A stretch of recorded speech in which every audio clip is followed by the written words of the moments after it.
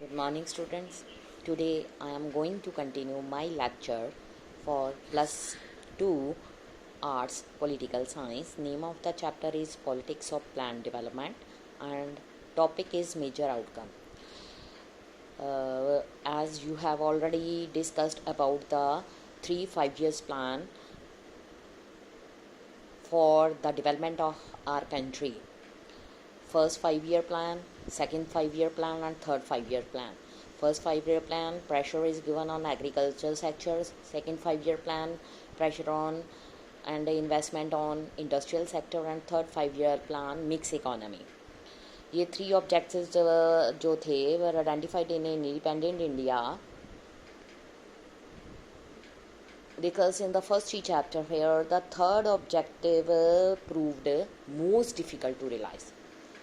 जो land reforms थे हमारे इंडिया में बहुत सारे पार्ट्स में उसका इफ़ेक्ट ज़्यादा नहीं हो सका. Political power remained in the hands of most parts of the country. जो पॉलिटिकल पावर मतलब of the land owing classes, जिनके पास लैंड थी पॉलिटिकल पावर उनके पास थी, या जितने भी बिग इंडस्ट्रियलिस्ट या कैपिटलिस्ट थे कंट्री में उनके पास पावर आ गई और उन्होंने इस लैंड डिस्ट्रीब्यूशन का मतलब कहते हैं कि फ़ायदा उठाया, प्रॉफिट उठाया. पावर्टी जो थी इतनी ज़्यादा रिड्यूस नहीं हो सकी. Early initiatives for plan development were at best realising the goal of economic development of the country and well-being of all the citizens. उसके बाद the mobility of take significant steps in this direction in the very first stage was to become a political problem. Those who benefited from the unequal development soon become politically powerful and made it even more difficult to move in the desired direction. अब next इसमें आ जाएगा topic foundations. An assessment of outcome of this early phase of planned development begin by acknowledging the fact that in this period the foundations of India future economic growth were laid. क्योंकि जब Britishers हमारी country को छोड़कर चले गए तो हमारे leaders के सामने सबसे बड़ी प्रॉब्लम ये थी कि हमारी कंट्री की डेवलपमेंट कैसे हो. उसके लिए एक प्लानिंग की ज़रूरत थी. इसीलिए 5 ईयर प्लानिंग की गई ताकि हमारी इंडिया की जो फ्यूचर इकोनॉमिक ग्रोथ है वो स्टार्ट हो जाए. Largest development projects in India जो है अंडरटेकन ड्यूरिंग दिस पीरियड, इसमें आ जाते हैं mega dams like Bhakra Nangal, Hirakud for irrigation, power generation, some heavy industries in public sector, steel plant, oil refineries, manufacturing units, defense, ये इस पीरियड में स्टार्ट हो चुका था. इंफ्रास्ट्रक्चर फॉर ट्रांसपोर्ट, कम्युनिकेशन वो भी इम्प्रूव्ड हो चुका था. सम ऑफ दीज मेगा प्रोजेक्ट जो है ये क्रिटिसिज्म के अंडर भी आए, ठीक है, लेकिन फिर भी जो इकोनॉमिक ग्रोथ इनकी होती गई. इवन जो प्राइवेट सेक्टर था may not have been possible in the absence of these foundation. जिस तरह से प्राइवेट सेक्टर था उसी तरह से पब्लिक सेक्टर भी ज़रूरी था. उसके बाद लैंड रिफॉर्म किए गए. इन एग्रेरियन सेक्टर जो ये पीरियड है witness a serious attempt at land reforms. सबसे सिग्निफिकेंट और सक्सेसफुल हमारा जो प्लानिंग थी was the abolition of colonial system of zamindari. ये बोल्ड एक्ट था जिसने land from the clutches of classes that had a little interest in agriculture उनसे छीन ली. इसने कैपेसिटी ऑफ लैंड लॉर्ड्स जो डोमिनेट कर रहे थे पॉलिटिक्स को वो भी ख़त्म कर दी. उसके बाद बहुत सारे अटैम्प्ट किए गए कंसोलिडेशंस ऑफ लैंड, ठीक है. उसके बाद स्मॉल पीसेज ऑफ लैंड को एक साथ इकट्ठे मिलकर लगाया गया सो दैट जो इसका साइज़ है बड़ा कर दिया जाए, फर्म साइज़ हो जाए और जहाँ पर वायलेबल एग्रीकल्चर सबके लिए पॉसिबल हो सके. ये भी इसमें भी काफ़ी सक्सेस मिला. लेकिन जो दूसरे कंपोनेंट्स थे 2 कंपोनेंट्स ऑफ लैंड फॉर्म, ठीक है, उसमें ज़्यादा सक्सेसफुल नहीं हुए हम. लॉज जो थे उनको अपर लिमिट पर इम्पोज किया गया, सीलिंग की गई कि कैसे एग्रीकल्चर लैंड किसी एक पर्सन के पास जाए. पीपल जिनके पास एक्सेस लैंड थी उन्होंने मैनेज किया कि वो लॉ से बच सकें। इसी तरह से टेनेंट जो कि किसी की लैंड पर काम कर रहे थे उनको ज़्यादा से ज़्यादा लीगल सिक्योरिटी प्रोवाइड की गई ताकि उनको कोई एक्सप्लॉइट ना कर सके, और ये प्रोविजंस जो थी रेयरली इम्प्लीमेंट हो गई। ये इजी टास्क नहीं था। इसका मतलब ये है कि well meaning politics on agriculture into genuine and effective action. ये happen this could happen only if rural landless poor were mobilised. But जो लैंड ऑनर्स थे वो बहुत पावरफुल थे, ठीक है, उनके पास पॉलिटिकल इन्फ्लुएंस था। बहुत सारे प्रपोजल जो है लैंड रिफॉर्म्स के लिए दिए गए, लेकिन उनके लिए कोई लॉ ऐसा नहीं था जो इस चीज़ को ठीक कर सके। नेक्स्ट आ जाओ फूड क्राइसिस। एग्रीकल्चर जो सिचुएशन थी वो और ज़्यादा वर्स हो गई 1960 में। जो रेट थे growth of food grain production के इन 1960 में, ठीक है, वो उसके बाद फूड ग्रेन प्रोडक्शन 1940 या 1960 बाद जो थी वो above rate of population growth.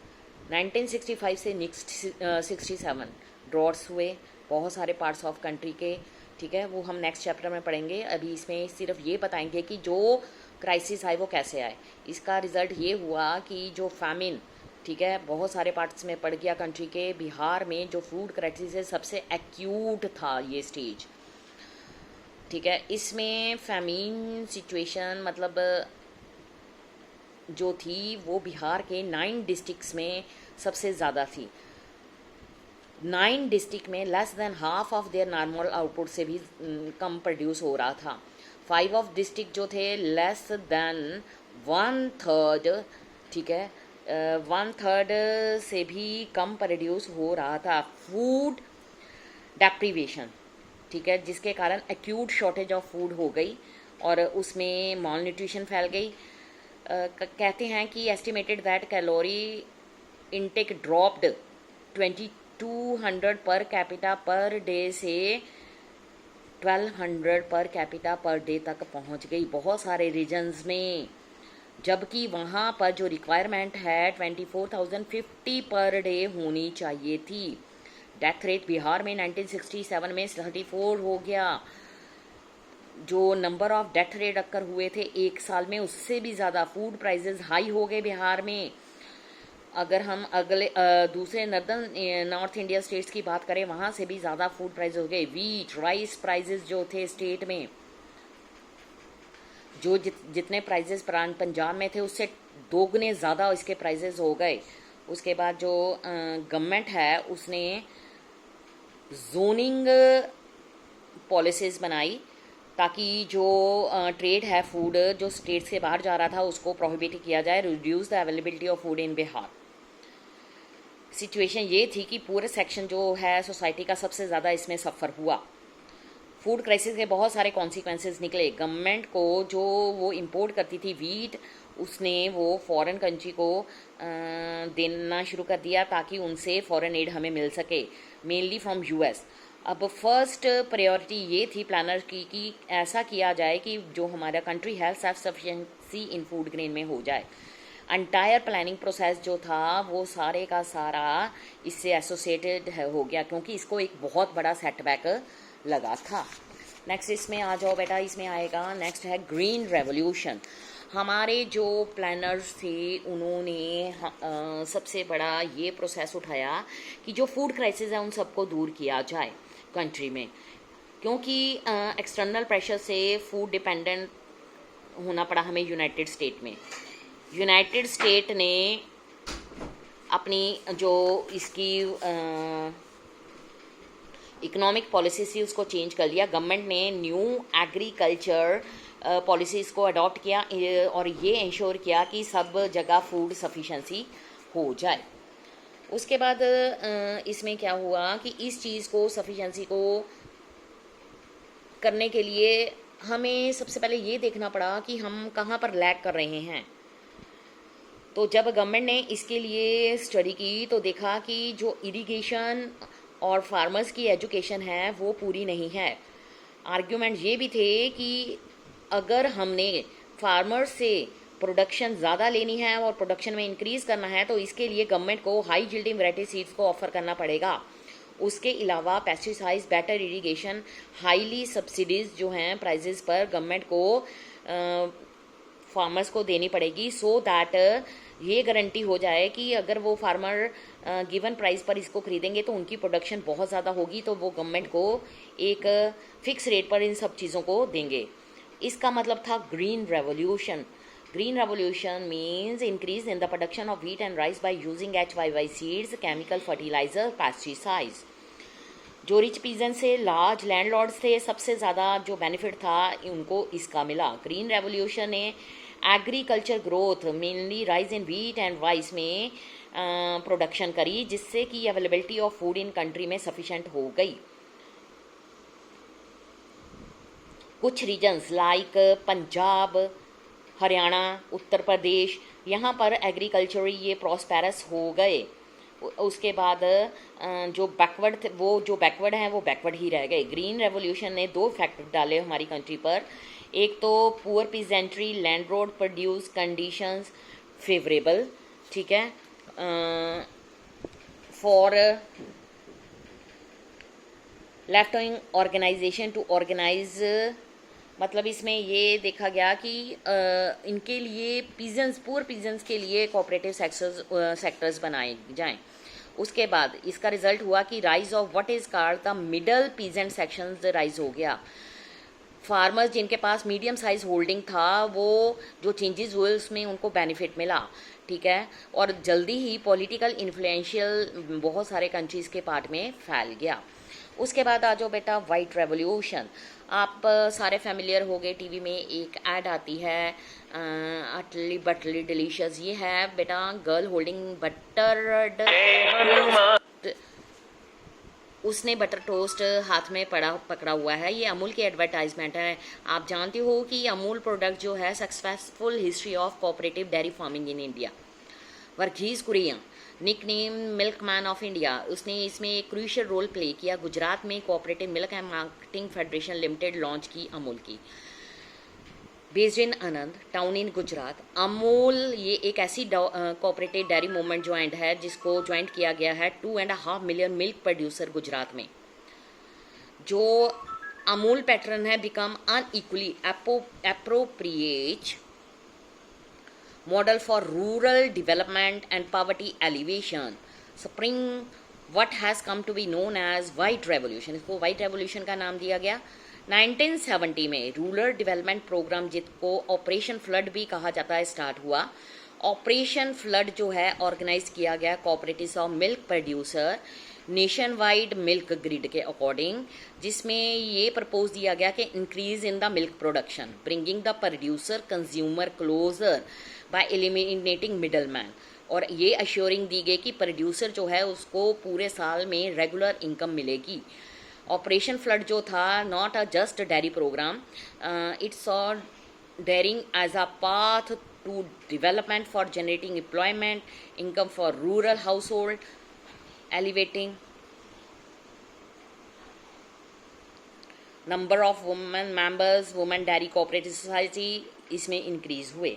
उसके बाद लेटर डेवलपमेंट वो ये थे कि इसने एक सिग्निफिकेंट टर्न ले लिया 1960 में। नेहरू जी की डेथ के बाद कांग्रेस सिस्टम के सामने बहुत सारी डिफ़िकल्टीज़ आई। इंदिरा गांधी जो है पॉपुलर लीडर बनकर आई, उसने ये डिसाइड किया कि फर्दर इसको स्ट्रेंथ करने के लिए controlling and directing the economy. इसलिए 1967 का जो पीरियड था witness many new restrictions on private industry.